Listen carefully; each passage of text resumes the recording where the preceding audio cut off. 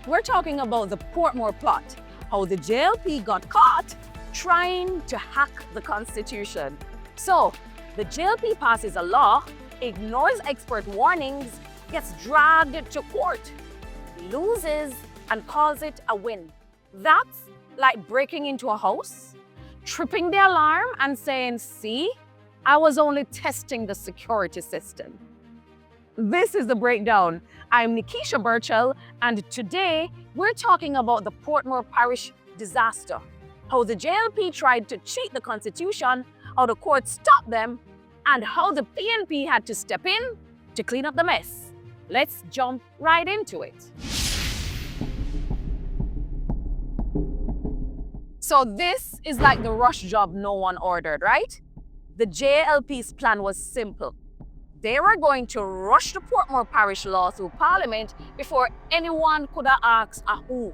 Never mind, the Electoral Commission of Jamaica sent a letter, not a vibe check, not a blog post, not a tweet, a formal letter way back in June 2024 saying, "Hey guys, if you do this now, you'll violate constitutional rules around constituency boundaries." You'd think that kind of warning would slow them down, don't?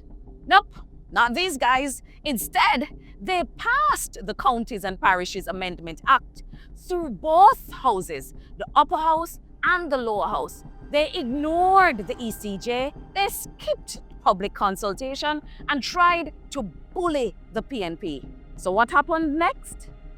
The bill passed. Yep. The Governor General gave his assent and the government went full speed ahead. They gazetted it and even told the ECJ that Portmore was now officially a new parish and they should just get on with the business of preparing the voters list for this new parish.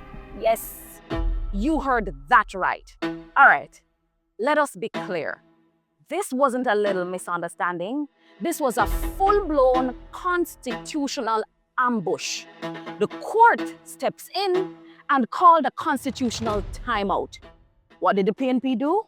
We took it to the court. And the court said exactly what we already knew. The judge issued an injunction, then forced the government to give an unequivocal undertaking, that is, a legal promise, not to bring the law into effect until they follow Section 67 of the Constitution. So basically, the court said, stop, go back, learn the rules, and try again.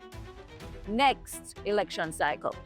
That means no implementation of the law, no new boundaries, no Portmore as a parish until the ECJ carries out a proper review.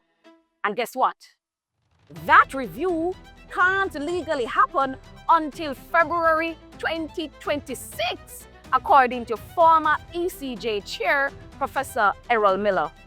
So the court didn't side with the JLP. The court restrained them. They had to give a formal undertaking, a legal pinky promise that they wouldn't act unless the Constitution is followed to the T. And if they want to reverse that promise, they need to give 30 days written notice to the PNP. Now, here comes the fun part. The JLP spin machine. Alonda Terrelong says it's a win for Portmore. I agree, just not for the JLP. The only reason this law can't take effect today is because the PNP went to court. That's not a win for the JLP. That's a save for the Constitution led by the People's National Party. Now, if this were a one-time thing, we might call it a mistake. But this government, they collect court losses like they are champs. They have a habit of fighting the Constitution and losing badly, repeatedly, bigly. Let's run the receipts. States of emergency, unconstitutional twice. NIDS bill, struck down by the court. Citizen, wrongfully detained under the state of emergency, he sued the government and he won bigly. The same government tried to put the Chief Justice on probation. That was reversed. They worked overtime to extend the tenure of their chosen DPP all the way to the appeals court.